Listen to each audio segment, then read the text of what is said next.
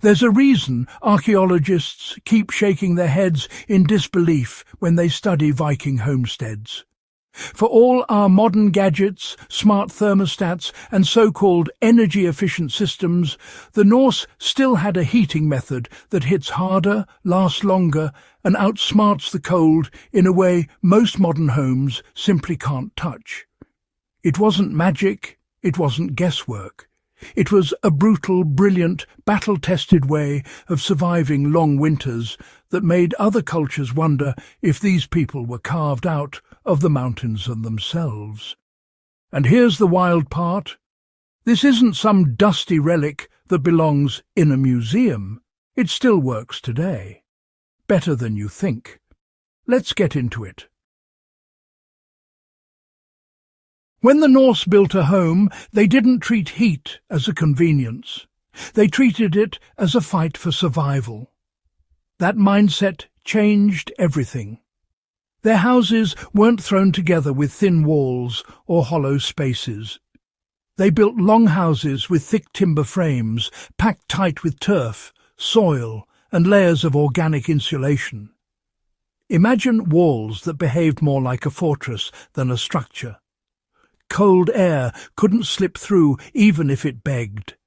This mass mattered. Heavy material absorbs heat slowly, holds it for hours, and releases it back into the room like a steady heartbeat. Modern homes rely on air circulating through vents. Vikings relied on the slow, powerful warmth trapped inside earth and wood. One flickers, the other endures. That's where modern houses lose. They're fast, convenient, and light. Viking structures were deliberate. They were built to stay warm, even when the world outside turned into a frozen battlefield. At the centre of every Viking home sat the real engine of their heating trick, a long, low, open hearth that burned almost continuously.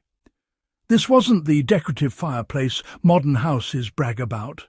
This was survival fire, controlled, slow-burning, constant. And here's the genius. Instead of letting smoke shoot straight up and disappear, Vikings let it linger in the room before drifting out through vents. That smoky layer acted like an invisible thermal blanket. Warm air rose, stayed trapped under the roof beams, and heated the interior long after the flames dimmed. The walls absorbed it.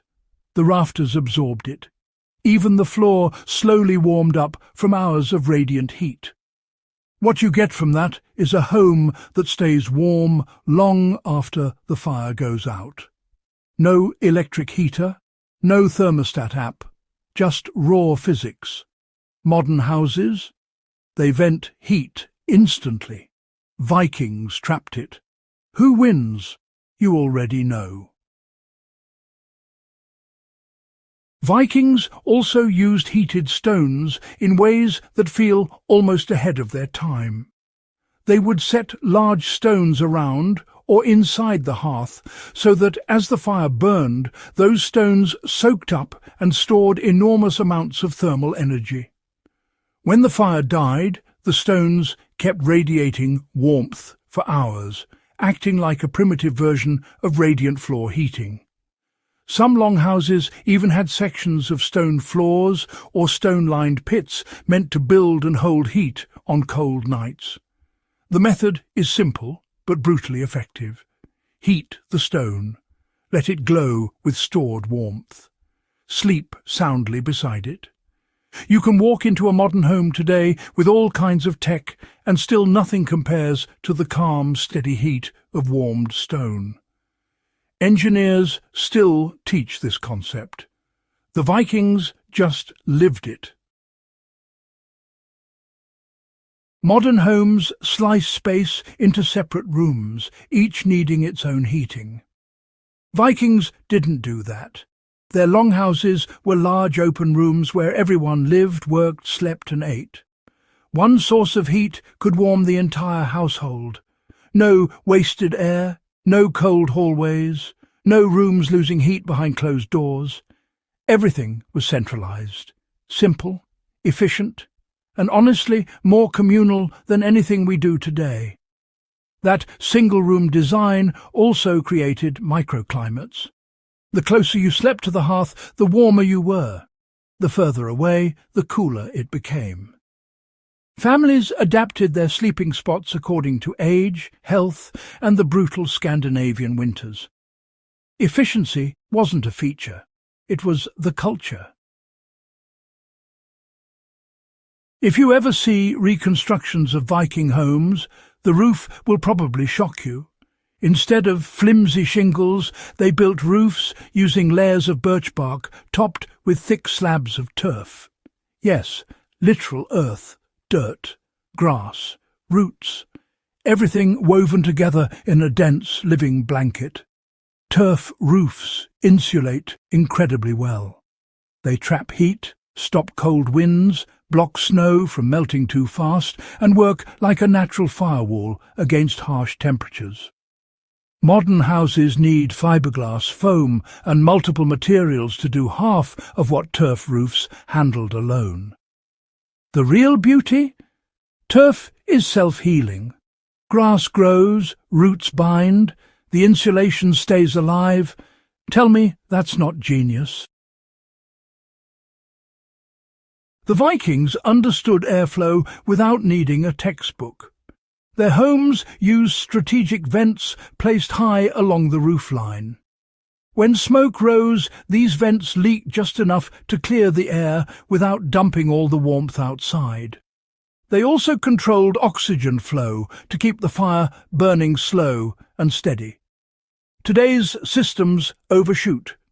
Too much venting loses heat. Too little causes smoke build-up.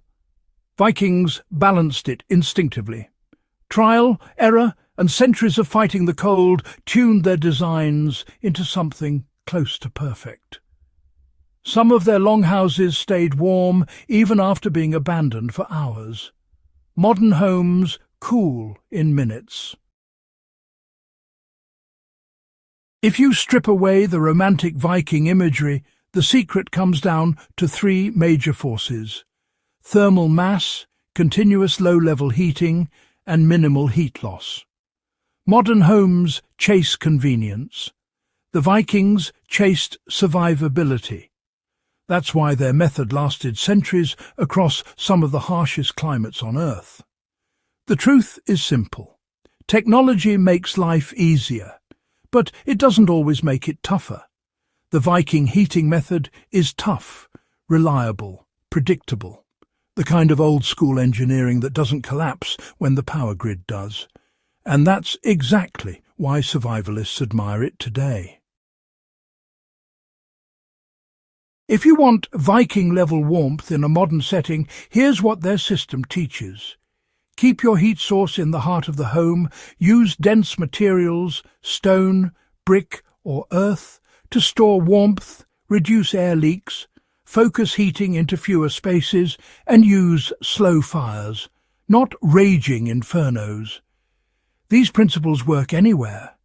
They're timeless, they're effective, and they're just as useful for someone building a cabin as they are for someone preparing for a winter emergency. The Vikings weren't mythical.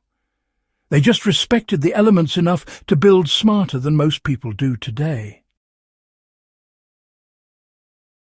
The Viking heating trick beats modern homes, not because it's old, but because it's honest.